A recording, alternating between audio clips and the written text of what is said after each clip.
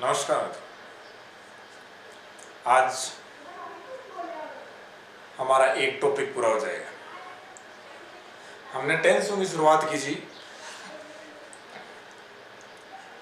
और जो टेंस है वो आज हमारे पूर्ण हो जाएंगे। इंग्लिश की जड़ है टेंस। यदि आपको टेंस नहीं आते हैं, टेंस समझ में नहीं आ रहे हैं, तो इंग्लिश में आप कुछ नहीं कर सकते। आपसे गलती होनी ही होनी है। यदि आपको टेंस आते हैं सही से, तो आप इंग्लिश की आपको जड़ आपको पानी मिलना शुरू हो जाएगा और आप एक अच्छी शुरुआत कर सकते हो। इसलिए टेंस का आना बहुत ज़्यादा जरूरी है। यदि आपको टेंस नहीं आते तो आपको इंग्लिश नहीं आ सकती। ये शॉर्ट ही है। चाहे आप स्पोकन इंग्लिश बोल लीजिए, चाहे आप कोई भी एग्जाम दे लीजिए, चाहे कहीं भी हो, आपको टेंस आना बहुत ज़्यादा ज़रूरी है। यदि आपको टेंस नहीं आ रहे, आपको मीनिंग्स आ रहे हैं, सब कुछ आ रहा है, तो आपका इंग्लिश का पढ़ा लिखा होना अनपढ़ के बराबर है। तो हमने 10 टेंस पूरे कर लिए हैं। टोटल 12 टेंस है। तो आज फ्यूचर के 2 टेंस बचे हुए हैं, फ्यूचर परफेक्ट और फ्यूचर परफेक्ट कंटिन्यूअस, वो पूरा करेंगे। तो आज हमारा टेंस है future perfect tense. Future perfect tense actually होता क्या है? फ्यूचर परफेक्ट टेंस में स्पेशली ये देखा जाता है कि जो कोई कार्य है वो फ्यूचर में या भविष्य में पूरा होने वाला हो, मतलब एक निश्चित समय में कार्य पूरा हो रहा हो, उसके लिए फ्यूचर परफेक्ट टेंस होता है कि वह जनवरी तक अपना काम पूरा कर लेगा। मतलब एक निश्चित समय में किसी भी कार्य को पूरा कर लेना या पूरा होने वाला हो फ्यूचर में, उसके लिए फ्यूचर परफेक्ट टेंस आता है। पहचान क्या होती है? चुका होगा, वाक्य के अंत में होगा चुकी होगी, चुके होंगे, तो वह फ्यूचर परफेक्ट टेंस आता है।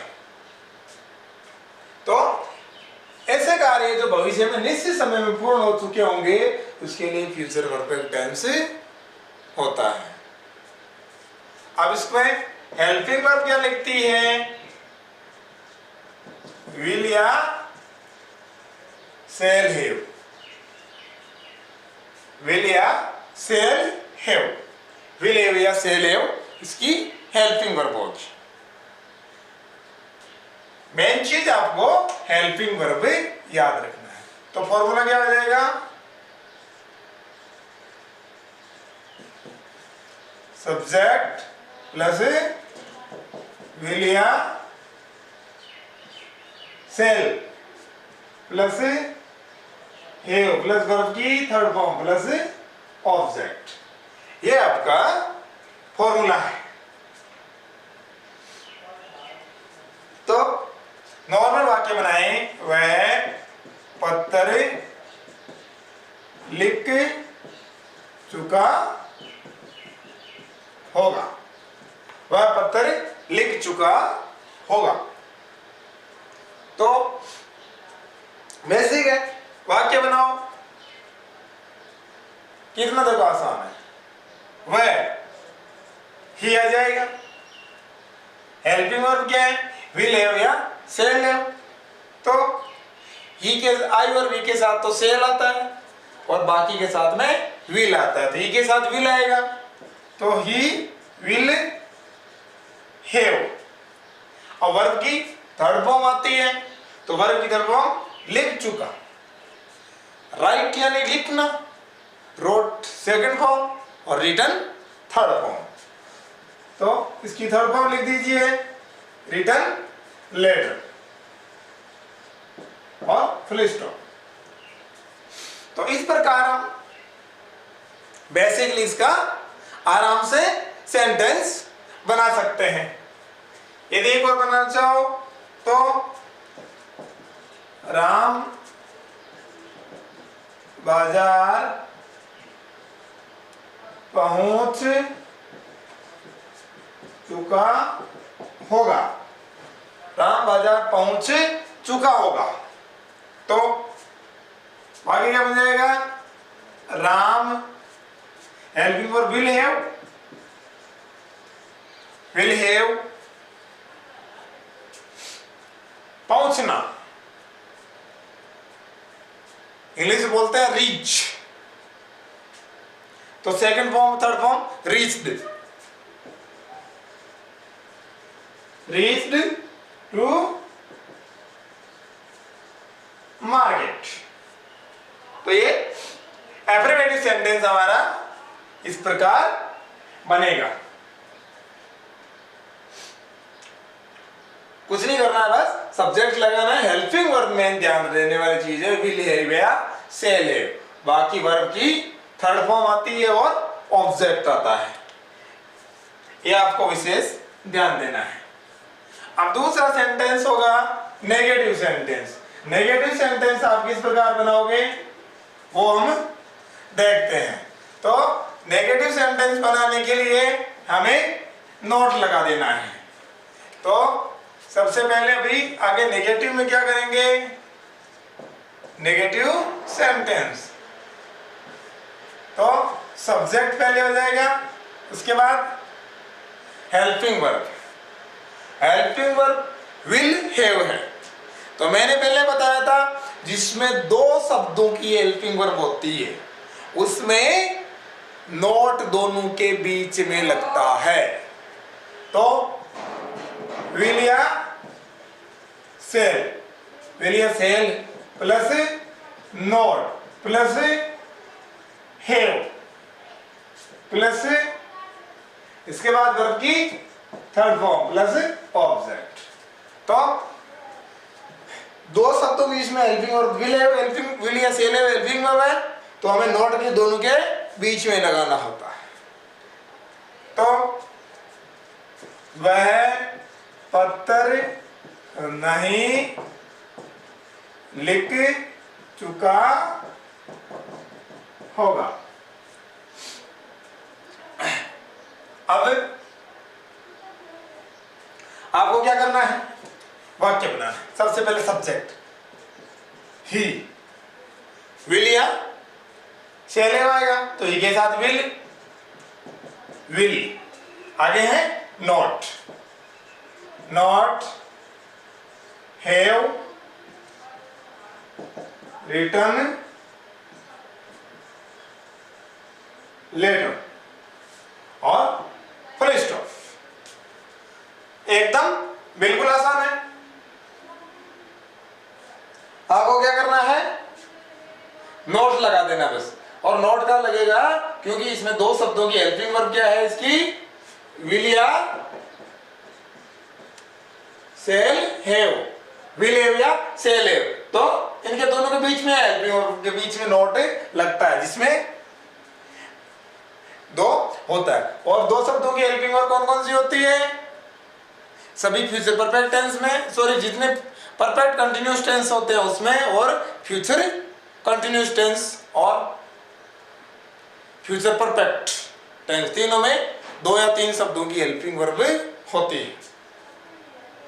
तो अब इसका इंट्रोगेटिव सेंटेंस बनाते हैं। इंट्रोगेटिव। अब इंट्रोगेटिव हम किस प्रकार बनाएंगे? इंट्रोगेटिव सेंटेंस बनाने के लिए हमें हेल्पिंग वर्ब पहले लिखनी होती है। तो फॉर्मूला क्या हो जाएगा? विल या सेल प्लस सब्जेक्ट, उसके बाद में हैव प्लस वर्ब की थर्ड फॉर्म और ऑब्जेक्ट प्लस क्वेश्चन मार्क। ये आपका फॉर्मूला हो गया। हुआ क्या? वही सेम सिस्टम दो शब्दों वाले में ये सेकंड तो आगे ही रहता है, लेकिन इससे पहले सिर्फ एक शब्द जो विल या सेल है वो हमेशा पहले आ जाता है। तो सब्जेक्ट से पहले विल या सेल लग जाएगा, बाकी वो का वही। जैसे क्या वह पत्र लिख चुका होगा। क्या वह पत्र लिख चुका होगा। हो गया। अब देखो यहां तक हो गया। अब इसका वाक्य कैसे बनाएंगे?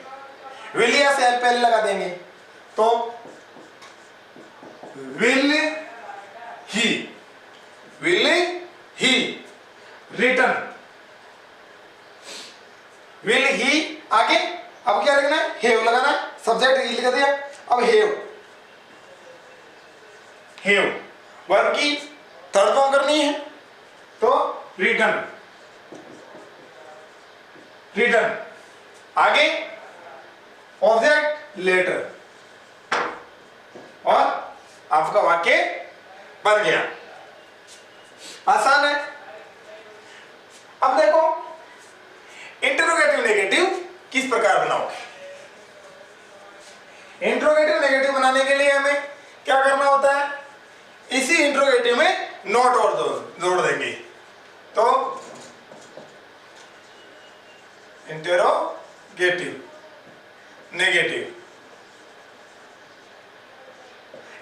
नेगेटिव सेंटेंस, सब्जेक्ट सबसे पहले विल या शैल प्लस सब्जेक्ट। अब सब्जेक्ट के बाद में नॉट प्लस हैव, इसके बाद वर्ब की थर्ड फॉर्म और ऑब्जेक्ट, और उसके आगे क्वेश्चन मार्क। तो क्वेश्चन मार्क हो गया ये। अब आगे देखो, इसी को मान लो इंट्रोगेटिव नेगेटिव में वाक्य होगा, यही वाक्य बना के देखते हैं ताकि आपको अच्छे से समझ में आए। तो यही वाक्य देखो इंट्रोगेटिव नेगेटिव कैसे होगा? क्या वह पत्र नहीं लिख चुका होगा। क्या वह पत्र नहीं लिख चुका होगा। ये इंट्रोगेटिव नेगेटिव क्या भी आ गया और नहीं भी आ गया, तो इंट्रोगेटिव नेगेटिव है, प्रश्नवाचक नकारात्मक वाक्य। अब इसको कैसे बनाएंगे?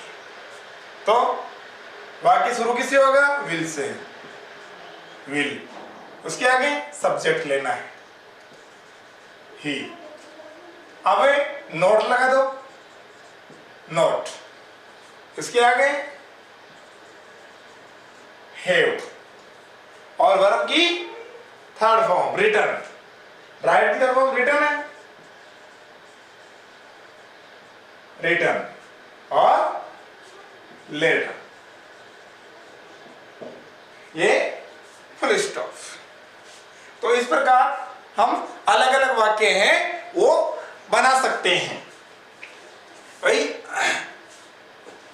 चाहे इंट्रोगेटिव हो चाहे इंट्रोगेटिव नेगेटिव हो, ये वाक्य इस प्रकार बन जाएगा। सबसे पहले विल या शैल आ जाएगा, उसके बाद सब्जेक्ट आ जाएगा, उसके बाद हैव आ गया, वर्ब की थर्ड फॉर्म और ऑब्जेक्ट। तो विल पहले लगा दिया, उसके बाद सब्जेक्ट ये आ गया, इसमें भी हैव लगा दिया, वर्ब की थर्ड फॉर्म आ गई और लेटर, और अंत में ये क्वेश्चन मार्क। ऐसे ही इंट्रोगेटिव नेगेटिव है, सेम इंट्रोगेटिव नेगेटिव में एक्स्ट्रा क्या जुड़ गया? नोट जुड़ गया। तो नोट जुड़ गया तो विल या शैल पहले आ गया तो विल लग गया, इसके बाद सब्जेक्ट वह की जगह ही हो गया, और ये नोट लगा दिया, आगे हैव लगा दिया, वर्ब की थर्ड फॉर्म और लेटर, अंत में क्वेश्चन मार्क का क्वेश्चन मार्क। इस प्रकार जो भी वाक्य है उसमें हम लगा सकते हैं। अब आपके सामने क्या है कि यह चीज नॉर्मल लेवल पे आपको इस प्रकार करनी है। अब क्या है, आपके 9th 10th 11th जो भी है क्लास में होता क्या है कि इस टेंस का हमें पता कैसे चलेगा, क्योंकि उसमें आती है correct form of the verbs. तो correct form of the verbs में इसके बारे में पता कैसे चलेगा? और नॉर्मली ये टेंस जब आता है, फ्यूचर परफेक्ट टेंस आता है, तो इसमें एक फिक्स टाइम दिया हुआ रहता है कि वह सोमवार तक पत्र लिख चुका होगा, ऐसे। क्योंकि यहां तो हमने होगा देके कर लिया, लेकिन वहां पे इंग्लिश का जब सेंटेंस होगा और हमें करेक्ट फॉर्म द वर्ब्स करनी होगी, तो वहां पे हमें थोड़ा सा इसमें ध्यान देना होगा। तो उसमें क्या है, एग्जामिनर आपको हिंट जरूर इसमें देगा, जैसे कि वह समय दे देगा, सोमवार तक पूरा हो सकता, सोमवार तक दे देगा, सोमवार तक पूरा कर दे, तो by Monday, by Sunday, by next month, by next year, by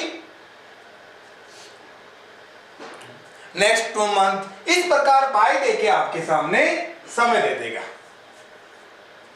by Monday दो, बाई संडे दो, बाई नेक्स्ट मंथ, तो इस प्रकार बाई दे देगा। तो हमारे सामने मान लो क्वेश्चन आ गया कि राहुल सोमवार तक जयपुर पहुंच चुका होगा। ये नॉर्मली इस प्रकार वाक्य आपके सामने होगा, तो मतलब हमें देख के पता चल जाएगा ये सोमवार तक आ गया। तो इस वाक्य को किस प्रकार बनाएंगे, राहुल हेल्पिंग वर्ब क्या लगेगी, विल या सेल है, तो राहुल के साथ विल आएगी, विल हैव। इसके आगे वर्ब की थर्ड फॉर्म पहुंचना, तो पहुंच चुका होगा तो रीच यानी पहुंचना, रीच्ड, रीच्ड टू जयपुर, और बाई मंडे। ये इसमें क्या होगा, ये ऐसे दे दिया रहेगा। अब मान लो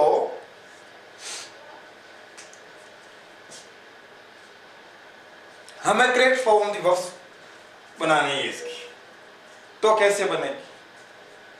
अब हमें ये ऐसे बाई और टाइम देखे रखा है, तो इसका मतलब है ये फ्यूचर टेंस में इस प्रकार का कारनामा होता है, और वो भी फ्यूचर परफेक्ट टेंस में।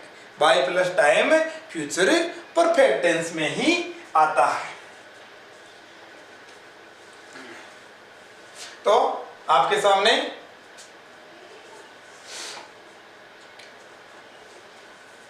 इसी वाक्य को हमें करेक्ट फॉर्म द वर्ब्स देके देंगे, तो अगला कैसे क्वेश्चन बना देगा, आपका क्वेश्चन बना देगा राहुल रीच, और कोष्टक में ऐसे दे देगा। अब आपको भरना है कि इसमें टेंस कौन सा रहेगा, ये एग्जाम का पैटर्न है। तो एग्जाम में ये टेंस आपको अब कंफ्यूजन हो जाओगे कि ये तो इंग्लिश में आ गया, मैं इसका कैसे बनाऊं। तो इसको बनाने के लिए आपके सामने क्या आ जाएगा, आप देखोगे कि इसमें कुछ देखे रखे हैं। एडवर्ब क्या देखे रखिए, तो एडवर्ब देखो आपके सामने बाई मंडे दे दिया, तो बाई और समय देके रखा है, आपको पता चल जाएगा ये फ्यूचर परफेक्ट टेंस है। तो फ्यूचर परफेक्ट टेंस में आपको पता है हेल्पिंग वर्ब विल या सेल हैव आती है। तो सबसे पहले तो हेल्पिंग वर्ब विल या सेल, तो विल हैव आ जाएगी। अब ये जो कोष्टक में दी हुई है वो वर्ब की फर्स्ट फॉर्म होती है, तो इसकी थर्ड फॉर्म बनानी है आपको, रीच्ड। ये आपका प्रश्न पूरा हो गया। इस प्रकार आपके एग्जाम में क्वेश्चन आएंगे। तो इस प्रकार से हम फ्यूचर परफेक्ट टेंस पूरा कर सके। अब आगे देखते हैं फ्यूचर परफेक्ट कंटिन्यूअस टेंस किस प्रकार हम बनाएंगे। हमारा जो अंतिम टेंस है वो फ्यूचर परफेक्ट कंटिन्यूअस टेंस है। फ्यूचर परफेक्ट कंटिन्यूअस टेंस में क्या होता है कि उसमें यह सोचा जाता है या ये एक्सप्रेस किया जाता है कि ये कार्य फ्यूचर में कुछ समय तक चल रहा होगा, एक फिक्स टाइम तक फ्यूचर में चल रहा होगा। वह सुबह से गाना गा रही होगी, सुबह से गा रही मतलब कुछ समय चला है, ऐसा नहीं खत्म हो चुका है, कुछ समय तक चल रहा होगा, उसमें कंटिन्यूटी दिखाता है। वह जयपुर जा रहा होगा तो उसमें टाइम और डाल दिया जाएगा, वह सोमवार को जयपुर जा रहा होगा या सोमवार से जयपुर जा रहा होगा। तो इस प्रकार के शब्द है फ्यूचर परफेक्ट कंटिन्यूअस में होते हैं। इसमें फॉर या सिंस प्लस टाइम और देखे रखा होता है। तो सबसे पहले तो इसमें हेल्पिंग वर्ब, हेल्पिंग वर्ब क्या लग जाती है, विल या shall plus have plus been, ये हेल्पिंग वर्ब लगती है। विल या shall have plus been, will have या shall have been helping verb लगती है। अब इसका एफर्मेटिव जो है वाक्य, इसका फॉर्मूला कैसे बनेगा? अब देखो एफर्मेटिव सेंटेंस है, इसका फॉर्मूला बनेगा सबसे पहले सब्जेक्ट प्लस विल या shall have been plus verb की फर्स्ट फॉर्म है आईएनजी। इसको वर्ब की फोर्थ फॉर्म भी बोले, थर्ड फॉर्म की जगह फोर्थ फॉर्म, वर्ब की फोर्थ फॉर्म भी बोल सकते हैं। वर्ब की कई बार आपने देखा होगा कि भाई फॉर्मूला लिखा हो, वर्ब की ऐसे V4 कर देते हैं। V4 का मतलब वर्ब की फर्स्ट फॉर्म में आईएनजी को वर्ब की फोर्थ फॉर्म भी बोलते हैं। प्लस ऑब्जेक्ट प्लस या आगे सिंस या फॉर प्लस टाइम दिया होगा, ये आपका फॉर्मूला रहेगा। अब क्या करोगे, जैसे श्याम सुबह से खेल रहा होगा, सुबह से दे दिया और खेल रहा होगा। तो देखो सबसे पहले सब्जेक्ट क्या है, श्याम, श्याम, विल या सेल दोनों में से लेना तो विल लग जाएगा इसमें, श्याम के आगे विल, हैव, बीन और वर्ब की फर्स्ट फॉर्म में आईएनजी, खेलना, प्ले, प्ले का क्या है प्लेइंग, आगे सुबह से फिक्स टाइम है, फिक्स टाइम के साथ मैंने पहले बताया था सिंस लगता है, और अनफिक्स जो अनिश्चित टाइम होता है, 2 घंटे 5 घंटे 10 दिन 5 दिन 2 साल, इस प्रकार के टाइम में फॉर लगता है। तो ये सुबह मॉर्निंग तो सिंस मॉर्निंग आ जाएगा, सिंस मॉर्निंग, ये आपके सामने बन जाएगा वाक्य। तो इस प्रकार हम वाक्य इसका बना सकते हैं। अब इसका नेगेटिव सेंटेंस बनाएं, देखो नेगेटिव सेंटेंस। तो नेगेटिव सेंटेंस किस प्रकार बनाएंगे, नेगेटिव सेंटेंस में नोट और लग जाएगा। तो सबसे पहले सब्जेक्ट प्लस विल या सेल प्लस हैव, हैव भी सॉरी नेगेटिव के लिए विल या सेल प्लस नोट लग जाएगा, नोट, इसके बाद हैव और बी।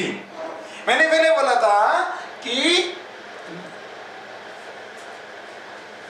अब ये चीज बोली थी कि जब वाक्य इस प्रकार के बनते हैं तो उनको क्या करते हैं कि जिसमें 2 या 3 शब्दों की हेल्पिंग वर्ब होती है तो उसमें क्या करते हैं, हमें नोट पहले शब्द के बाद में लगाते हैं।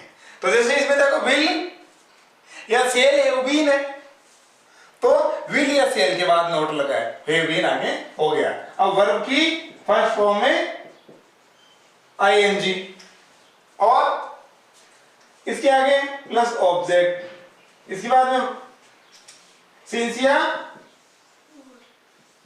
फॉर प्लस टाइम और पुल स्टॉप। ये आपका ये हो गया फॉर्मूला।